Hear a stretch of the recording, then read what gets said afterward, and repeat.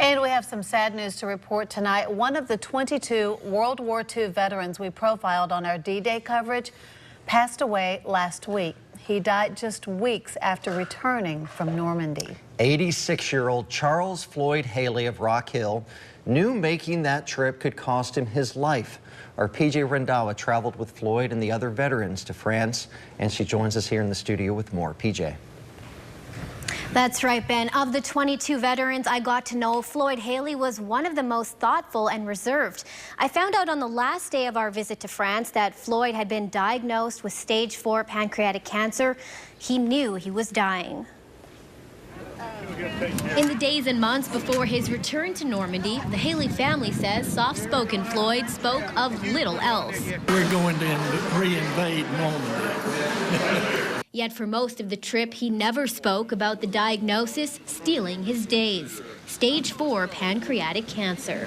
He really only had days, and he probably already knew that. Ted Teagle grew up with Floyd and knew him for 80 years of his life. Both lied to enlist in the Navy at the age of 15 in 1943. We were both too young, but at least I was average size, but he was so little he'd have to run around in a shower to get wet.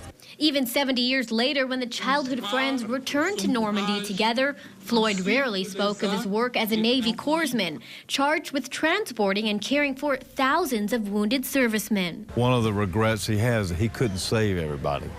And he did his best to try and save all these wounded men, and men were dying, and some of the ones that there was really nothing to be done, he told me he would just hold their hand and try to make them as comfortable as they could be. The highlight of Floyd's trip came quite unexpectedly at this apple cider distillery. He walks up to this place he's never been to see this distillery where they make wine and cider and all, and here's a huge commemorative poster. He said, "That's my ship." He saw from a distance that was his ship, and he got off the bus and went running over there.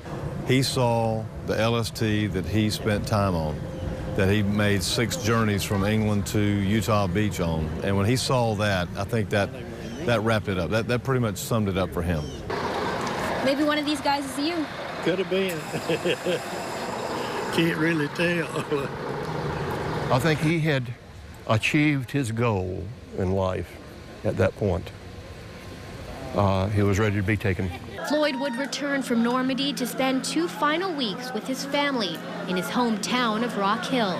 These are the people we need to get to know, because their stories are dying with them. I didn't see anyone that I felt so moved about this whole thing. It's almost as if he had a premonition, and he kind of knew it was the end, and that was kind of an exclamation point to his life.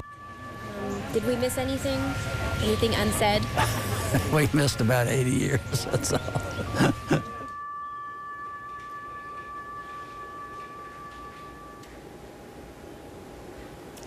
Now, when he returned to Rock Hill after the war, Floyd spent most of his career as a realtor and appraiser. 21 years ago, he married his second wife and childhood sweetheart, Nancy. He's now survived by 3 children, 6 grandchildren, and 4 great-grandchildren. Sadly, Floyd and his daughter, Fran, were making plans shortly before he passed to return to Normandy one final time in between his chemo treatments. He passed away in the hospital last Wednesday morning. In the studio, PJ Rendawa, WIS News 10.